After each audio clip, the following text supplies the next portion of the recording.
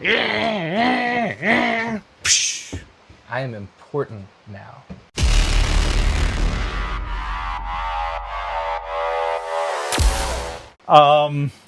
Important, you say? Yes, very much so. Why are you holding a steering wheel with paddle shifters? Because Ford wanted to be cheap and they removed them off the EcoBoost unless it's a 2024 with the performance package. If you don't have that, Ford said, piss on you, you don't get it. Right, and to be clear, that is only a 24 option because they got rid of the performance pack for the 25, 26 year model. So what we have here is a GT steering wheel. Actually, it's the same exact steering wheel that's in my car. And if you're doing this, we think, hear me out, we're not sure. We're kind of pioneering. There's one other person we know of that supposedly succeeded doing this. That is a base model steering wheel from a base model GT like mine without the extra buttons that go right here. Now, clearly you could swap the buttons from your car, but my concern is that it might be pinned and wired differently because the paddle shifters plug in there. So, base model GT steering wheel with paddle shifters, and we're going to attempt to paddle shifter convert Jacob's EcoBoost Mustang, his 24. Theoretically, this should work for the newer cars as well. Ka-chow. We've already made some changes in Forscan that allow the car to show, rather than low gear, it shows manual mode, and it also shows gear. It persists what gear he's in at all times.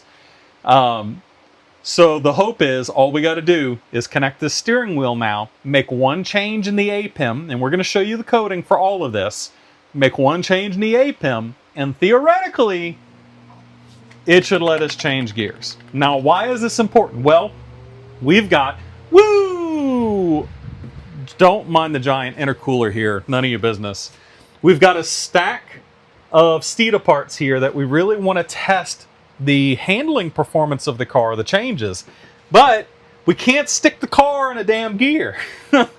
And the problem with that is, anyone who races knows if the car decides to shift in the middle of the turn, you've got a really bad time. And guess what? In track mode, the damn thing likes to try to pick a gear at the wrong time. So we need to be able to enter a turn repeatedly over and over and over again while doing testing of our Steeda handling parts, and have the car stay in the same gear and do the same thing over and over again.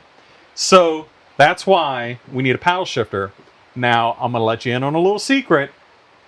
This is also for a Ford EcoSport, not a Mustang. Yeah, definitely for an EcoSport. There may be a car that has an EcoBoost engine that's being tuned right now and needs an intercooler to help keep it from heat soaking right now. That, to do some tuning pulls, really needs the car to hold still in a gear so that the data logs are more accurate. We'll let you kind of just figure that out for yourself. Anyways, let's go get the Mustang GT steering wheel installed on the EcoBoost.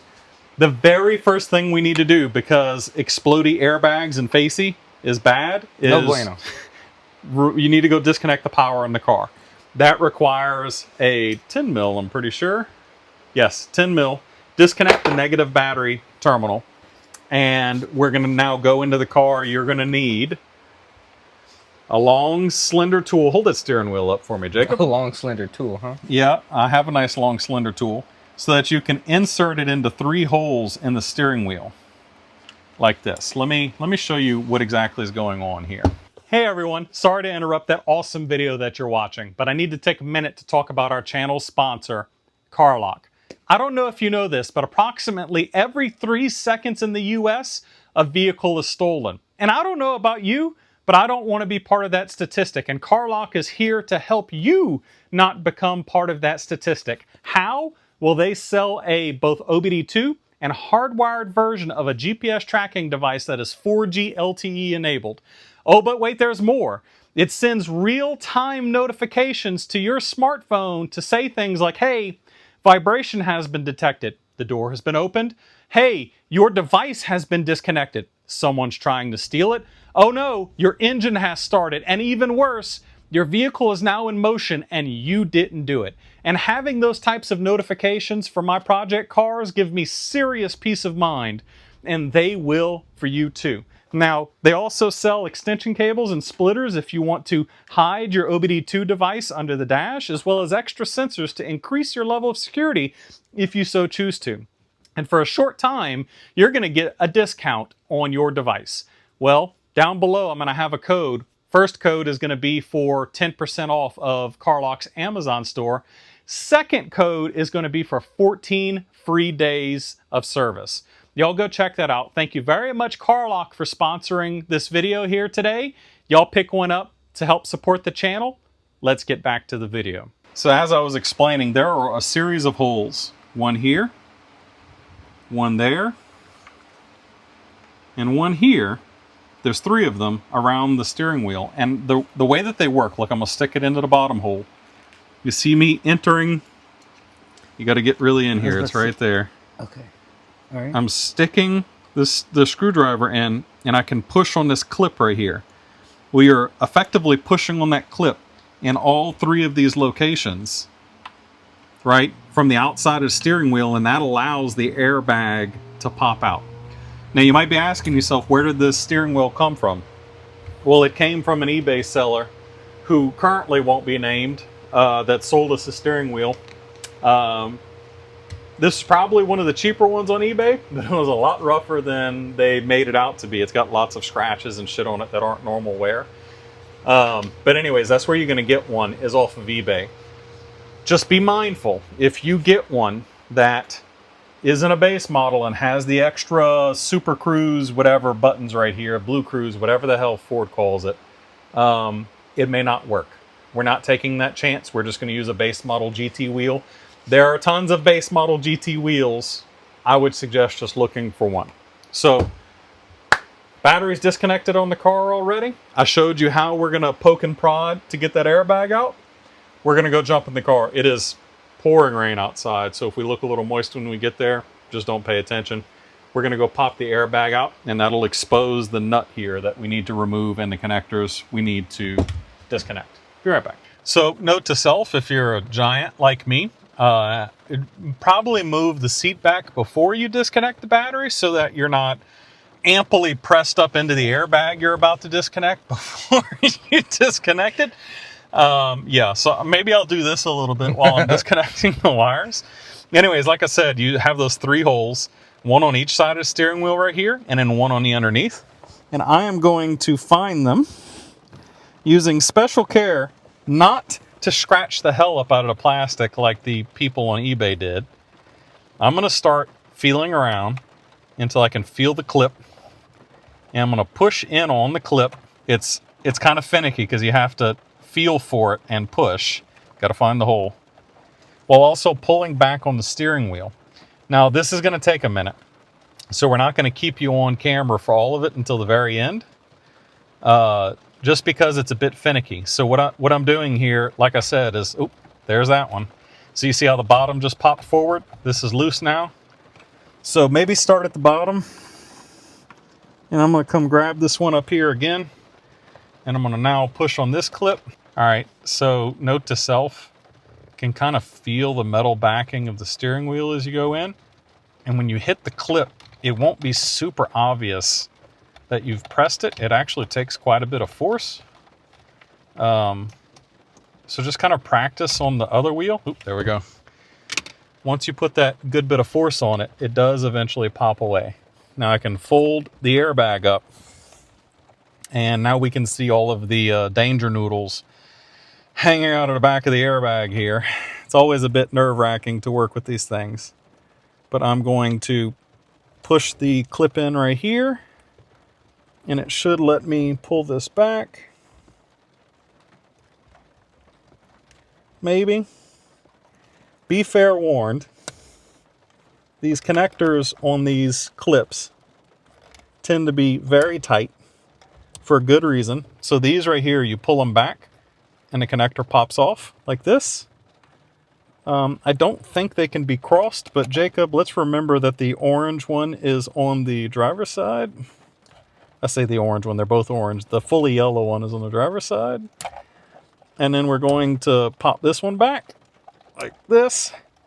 Pull that guy off. That lets me rotate this around. Now you can see more connectors for the airbag here. And it looks like maybe the connector, yep, it's on the underneath. So that slides right out like that. And now we have the danger pod noodle thing. Let's put that in the back seat. So if it goes off, it's not going to break a windshield or something. Yeah, go sit over there. Next, we need to look into here. And we're going to have a big ass screw. Not sure what size that is. I brought sockets, assuming it would be a socket. So let me go get a Torx bit that is big enough to drive this. And we'll come back whenever we're pulling this off. The good news is that this is all so far looking very similar to the wiring connectors we have here on this guy. So I feel good about it. Let's see. I should actually be able to unplug this one.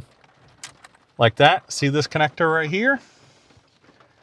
They look remarkably similar. And I was correct in my assumption, Jacob, that it looks like the paddle shifters plug into the button modules, which means if you got premium versions with the extra 2 buttons here, there is a chance that this is different and they might not work with each other. So don't take that chance. Let me go get a Torx bit. So this is, I hadn't Googled it, but from my kit, it appears to be like an EP50, Ford's weird positive drive Torx bit thing.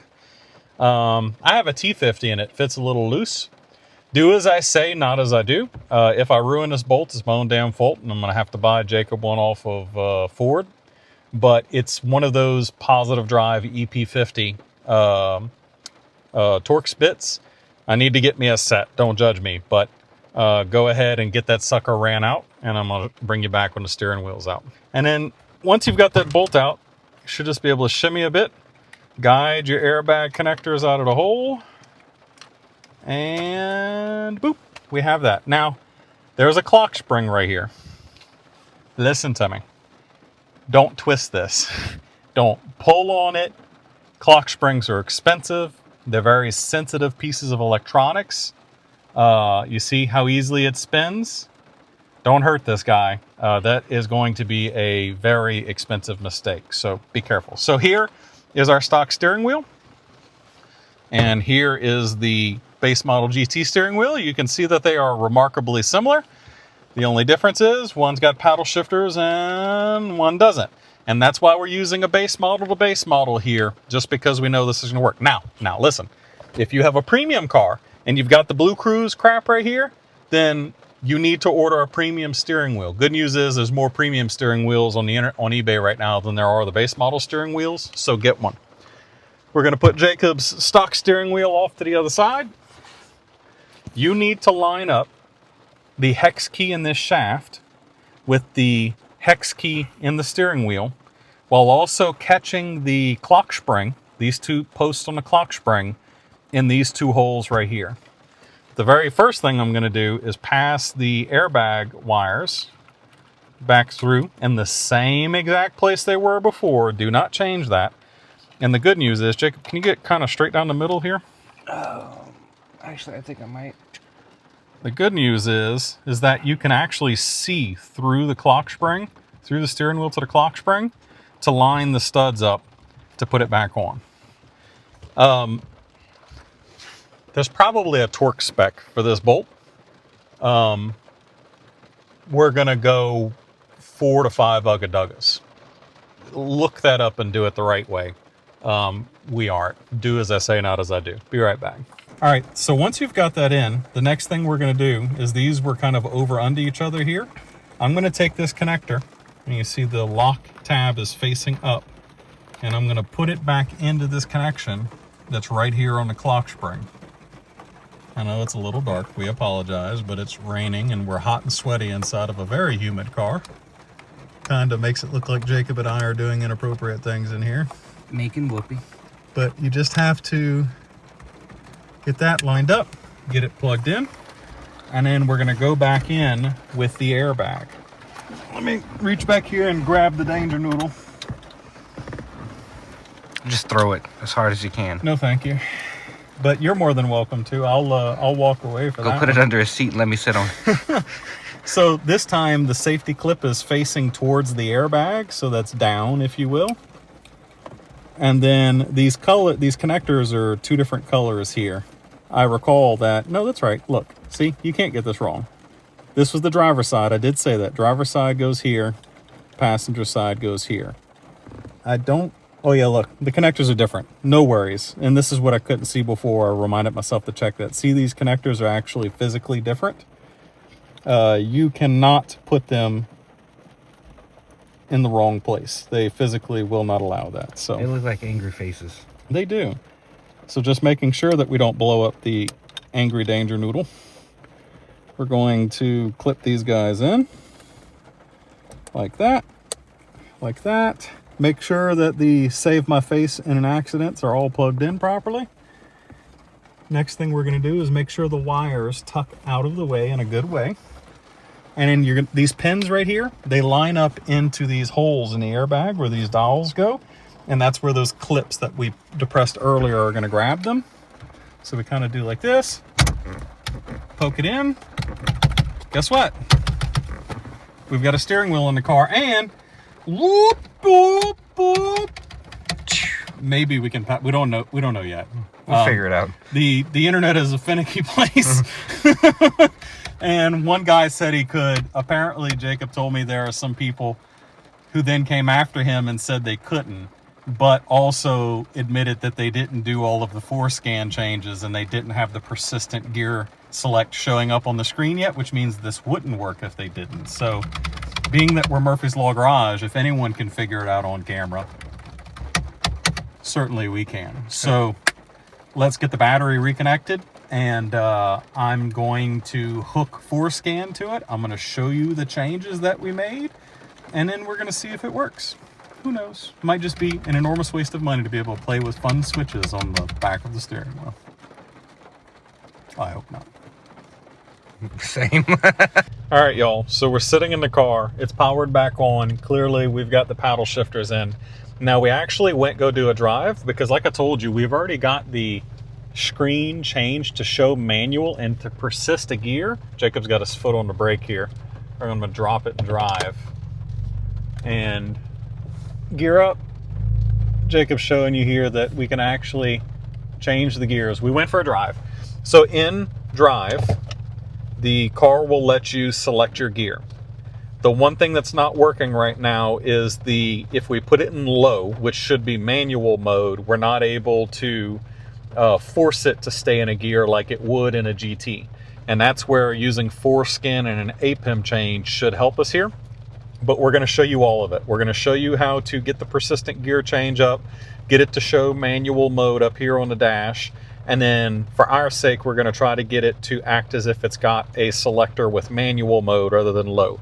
And yes, you can change this trim right here. Out of OCD's sake, we're going to find a GT trim to put here. So this has got the M instead of the L, so it's more like the performance pack car. But let me get set up here with Forscan, and then I'm going to show you how to make all of the changes we've made so far, and then how to do the APIM change. Well, we went test the paddle shifters to make sure we got the coding right, and we got the ticket to prove it for 14 mile an hour over. Whoopsie. You can't even blame me for this because I didn't ask you to speed. I'm never going to financially recover from this. All right, so next to Jacob's hairy legs down there, there is a OBD link device. On Forscan's website, they tell you which OBD link device to use. And we're going to plug that into the laptop somewhere right here. Jacob's going to put that phone back for me. You need to download the software that's called Forscan. This is available at forscan.org. Yes, at some point, I'm going to make y'all a full video on how to do some coding changes on these vehicles. Today is not that day. Go to forscan.org, download the latest version of the software, pay for the more advanced license so that you can do more things, and then open the software. You get you the OBD link device that they tell you to use, which is available on Amazon. I don't remember how expensive it is. It's not that bad. But anyways, once you've got it plugged in and the software is on and running, I'm going to come down here to the bottom and connect to vehicle. It's going to tell me that it needs to adjust the baud rate for maximum performance. I'm going to hit yes. Jacob's still suffering from his ticket. Yep. I'm going to hit yes here on the profile I've got already. In your case, your car will not have been connected before. So it's going to go ahead and load up its own profile. But in this case, we have. So I'm going to hit yes because I have a profile available. It's going to go ahead and read all of the modules in the car. Boop, boop, boopity, boop. Boopity, boop. Okay. And when it's done, it's going to say green, ready to go. I'm going to go into the little computer chip that's right here. Like that. And you're going to be presented with a bunch of modules. The first one we're going to go change is this guy right here. The PCM module configuration as built format. I'm going to go all the way down to the bottom and hit run. And it's going to load that module. Now it's going to warn you, if you screw something up here, you're going to ruin your car, which is true. So don't screw up. One of the ways that you make sure that you don't screw up is before you start, you're going to go ahead and do a load factory AB, and that will actually like save your calibration onto the computer. Now, we need to make a coding change here. If you look at in the forums, there was early talk on how to do this, but Ford did a calibration change to the Ecoboost that changed the order of these numbers. So Jacob, pull up for me on that screen again what we're going for.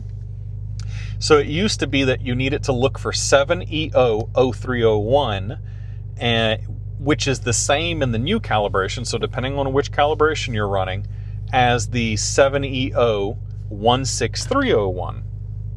So put that down for me, Jake. Let me flip over to that. So we are looking for 7EO16301, which is this guy right here, 7EO16301. We need to flip in your car, it's going to be 015E. You need to change that 015E to 025E. Once you've done that, you're going to hit right.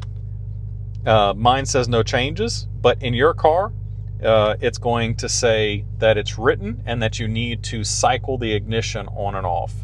So just for giggles, I'm going to flip it back and then flip it forward again so you can see it. So I'm going to write 715 and then hit right.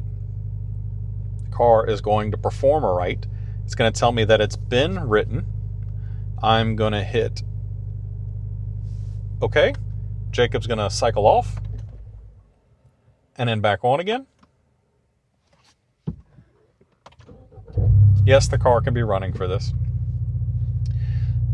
So now obviously I'm on 715, so I'm going to go in and flip this back. So did you want to show them to what 7.2? It looked like on the cluster before that we... No, they know what it looks like without it. We're going to show them what it looks like before. And you're talking all soft like there isn't a microphone strapped to your neck listening to everything that you say. I know. I just can't help forget that I'm going to help pay the state a great large lump sum of money later. All right, so we've go ahead and coded that. Go ahead and flip it off and back on again. He's going to go back on again. So Jacob's phone keeps blocking me out here. I have it set for a minute. We need to go ahead and change a different code. So we're going to go down here to stop, which is going to end this module. And we're going to go back up to configuration and programming, and we need to enter into. So now we need to tell it to enable gear select mode. So, oh look, Ecoboost chat. So this was going to change the cluster to show from L to M instead. So we need to go to the IPC module to do that. So the IPC module is in the as-built format down here. Let me look around the screen so I can see what I'm doing. I'm going to go into IPC as-built. I'm going to load into that module. Same thing before. Don't break your car. And we are looking for block 720-0201. So 720-0201, that's this block right here. Okay. And we need to change the 0 to a 4 that is in the first position. So right here, 720-0201, on your car, that is going to be a 0. You can see here, I've already flipped the first bit to a 4, and you're going to go ahead and write. One more thing. The last thing you need to do is to tell it to show continuous gear, which causes it to show up in the RPM gauge. We need to go to IPC, so same module, 720-1201. So I'm going to look back over here. You can see 720-1201 is just barely showing up at the bottom right here, 720-1201. And we need to flip the C to an E in the third position of the first block. So third position of the first block, right here, this guy, needs to go from C to E, and then you're going to hit right. Now, once you've done all of these changes, you can go ahead and hit the stop button. You're going to have to do an ignition cycle between each of them. That's the best thing to do. And then once you've done that, and you've exited the module, which we have, you can come down here to the disconnect button, disconnect from the car, and then close the software. Now, we're going to go take you for a drive and show you how this works. And, well, Jacob is going to try not to catch himself another ticket in the process. You think you can manage that? Only one way to find out. All right, so as you can see here, we're in drive. Car is showing itself in drive. Focus, you sucker. Jacob, give us a bump down in gear. So just like the GT, we can bump it down, and the car does the things. Now go back up.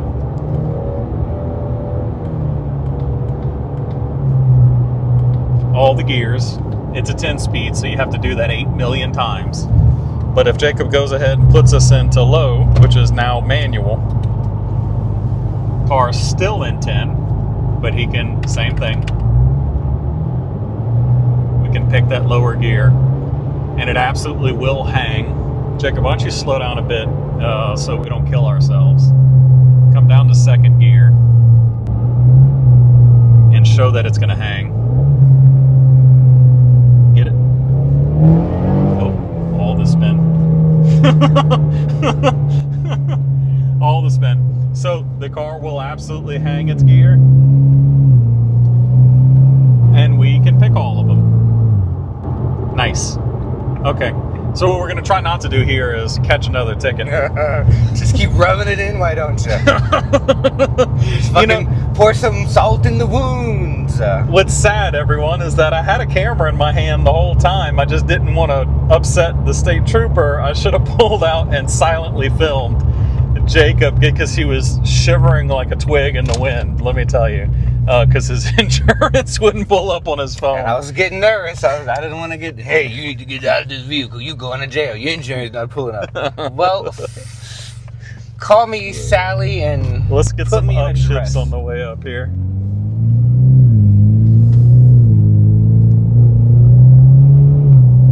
Easy now, wet boy. So, it works great. I'm happy to report. It took a little time doing some internet research. There's a couple of people who had found the logic change, the calibration change on the car and where the coding existed, etc. So we'll get back to the shop and we'll wrap this up. Jacob just asked if he looks defeated. I see the look of defeat on that face. Gosh. Neither Jacob or I, hold on, have gotten, it ain't gonna work for you, have gotten a ticket in quite a long time. A very long time. Nice. Okay, well. At least my paddle shifters work. At least his paddle shifters work. So, there's the old steering wheel, new steering wheels in the car. Clearly, no paddle shifters.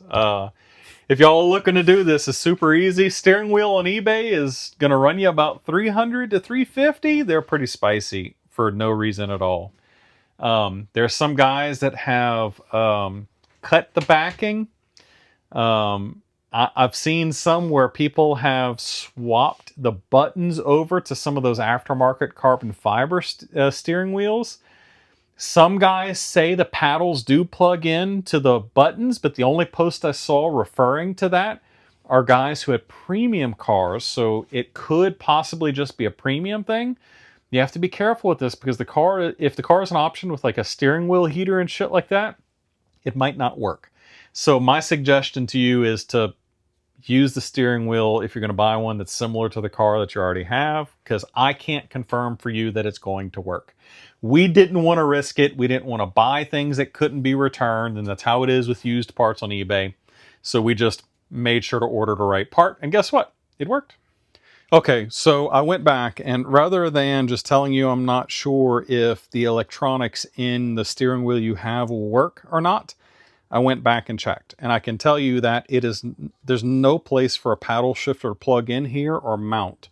So for sure, the Ecoboost electronics aren't correct, because the only wire that interfaces with the clock spring to give the data to the car that you have a paddle shifter is this guy right here.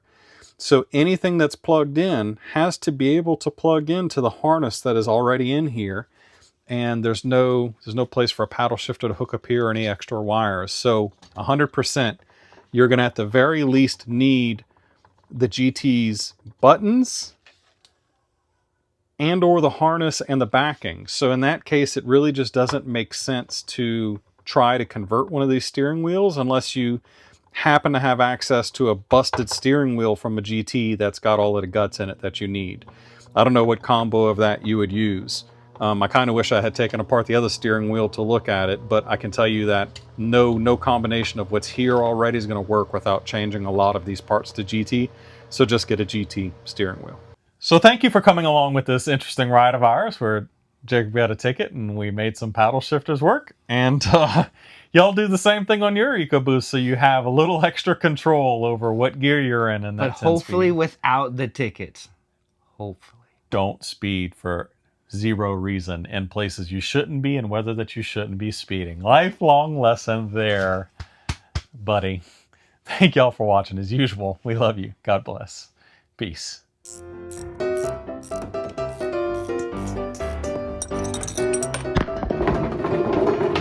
Dang it.